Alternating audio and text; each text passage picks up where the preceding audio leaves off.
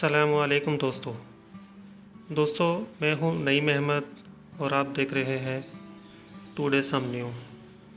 दोस्तों आज की इस वीडियो में मैं आपको बताऊंगा कि आप अगर इन पेज में अगर कोई टेबल बना लेते हैं तो उसके बाद अगर रो या कॉलम का इजाफ़ा करना हो तो उसमें किस तरीके से कॉलम या रो का इजाफ़ा किया जा सकता है। इसके अलावा टेबल किस तरीके से बनता है वो मैं अपनी पहली वीडियो में बता चुका हूँ, आप वहाँ जाके भी देख सकते हैं।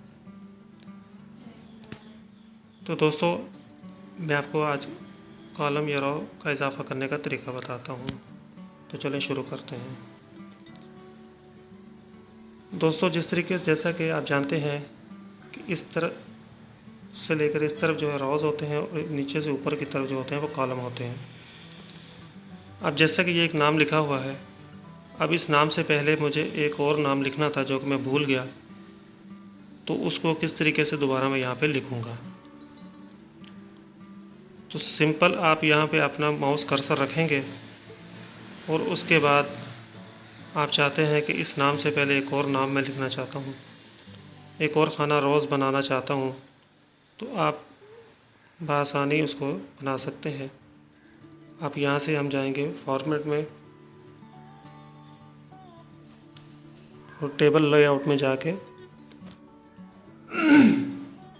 जैसा कि आप देख रहे हैं इसमें रो और आफ्टर जो है वो ऑलरेडी सेलेक्ट है, बिफोर सेलेक्ट है। तो हमने क्योंकि इस नाम से पहले बनाना है तो हम इसको इंसर्ट कर देंगे, तो आप देख सकते हैं कि एक रो का इजाफ़ा हो गया है।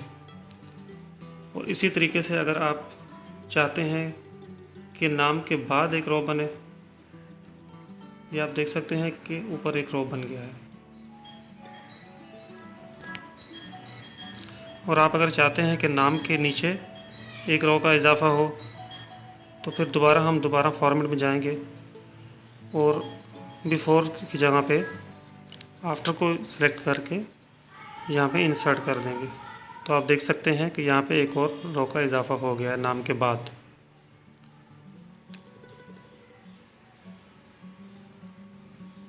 इसी तरीके से दोस्तों अगर आप चाहते हैं कि कॉलम में इजाफ़ा हो जाए, जैसा कि यहाँ पे शनाख्ती कार्ड नंबर से पहले मैं चाहता हूँ कि यहाँ पे एक और खाने का इजाफ़ा हो जाए जिसमें मैं कौमियत लिखना चाह रहा था, तो उसका तरीक़ाकार ये है कि दोबारा हम यहाँ से फॉर्मेट में जाएंगे और यहाँ से कॉलम को सिलेक्ट करेंगे।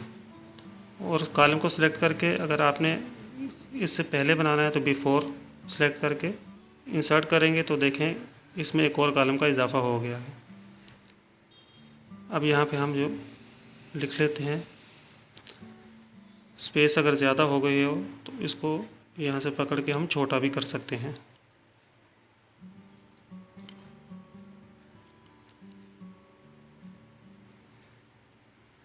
इसी तरीके से दोस्तों अगर जैसे ये रो वगैरह आपने अगर टैब दबा के ज़्यादा बना दिए हैं तो जो कंट्रोल Z से अंडू नहीं होंगे, बल्कि सादा तरीका ये है कि इनको सेलेक्ट करें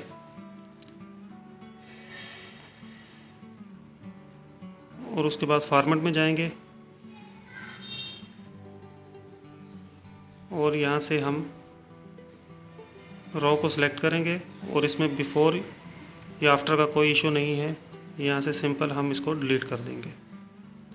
इसी तरीके से हम अगर अगर रो बन गए हैं तो उनको इसी तरीके से हम डिलीट कर देंगे। दोस्तों उम्मीद करता हूँ आपको ये वीडियो आज की पसंद आई होगी। चैनल पे नए हैं तो चैनल को सब्सक्राइब करें और साथ लगे बेल के आइकन बटन को दबा दें। वीडियो पसंद आई हो तो लाइक ज़रूर कीजिएगा।